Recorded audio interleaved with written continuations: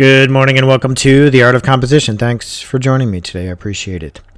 So today I want to take a look at a painting by Goshen. I can't remember where I came across his work, but I fell in love with it, and I spent some time last week analyzing some of his paintings using the harmonic armature, and that's what I'm going to do today. This won't be a long video, but I just want to demonstrate how the modern artist can use the harmonic armature to lock in their subject, create vertical and horizontal divisions using the harmonic armature. I did purchase Ken's video on composition. I have a link to it on my homepage. You can scroll down to the bottom. It's $15. It's worth the money. The only thing I will say, though, he doesn't talk about the harmonic armature.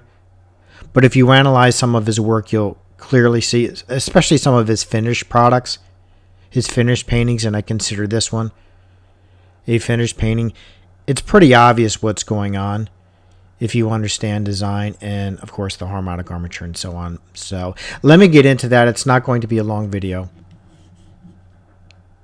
So let's get started. All right, so this is the same painting with the harmonic armature drawn out. And I can fill in a few areas. Let me demonstrate here where some of these divisions are coming from.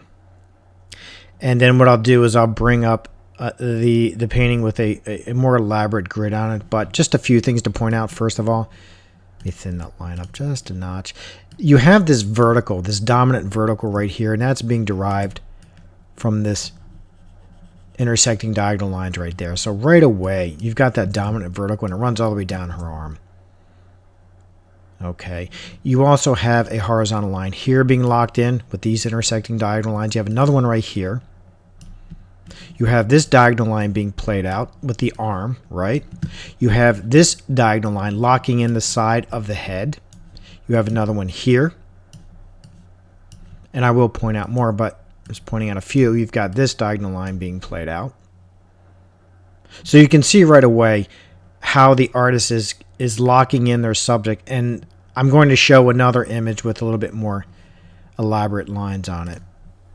All right, so here's the same painting with dropping all the verticals and horizontals. So let me highlight those. Again, you have this vertical here.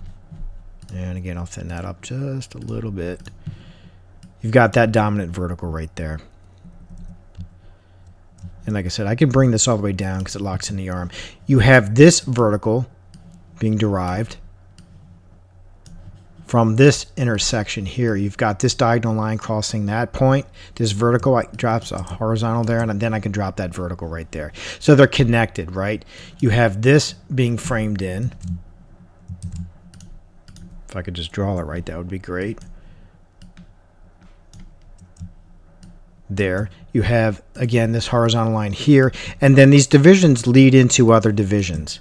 And you can see this happening, and I'm just going to highlight these in yellow of how the artist is locking in these elements here. And again, this is that diagonal line there.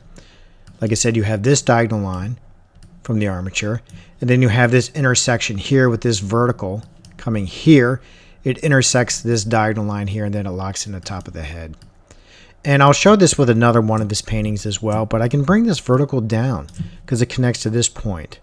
And you can see all this coming together. You can see how these elements are being locked in, right? There's certain divisions that the artist can use with the armature. Certain diagonal lines is locking in the chin here.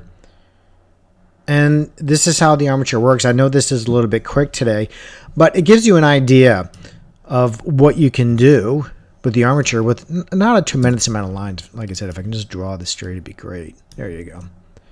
Frames in the side of the head. So everything's being framed in. Okay, you have another vertical here, locking in the side of the face. Right there. Generally speaking, in a masterwork, most everything is accounted for. Okay, you have elements being locked in here. And this application is not cooperating today, but you got one locked in here. Then, of course, you have this one extending down to that point. Things are framed in. Aristides talks about this in classical painting. Atelier, you frame in your subject. You create vertical and horizontal divisions. But it's not a lot. It's not a crazy amount of lines, but you can see the lines matter.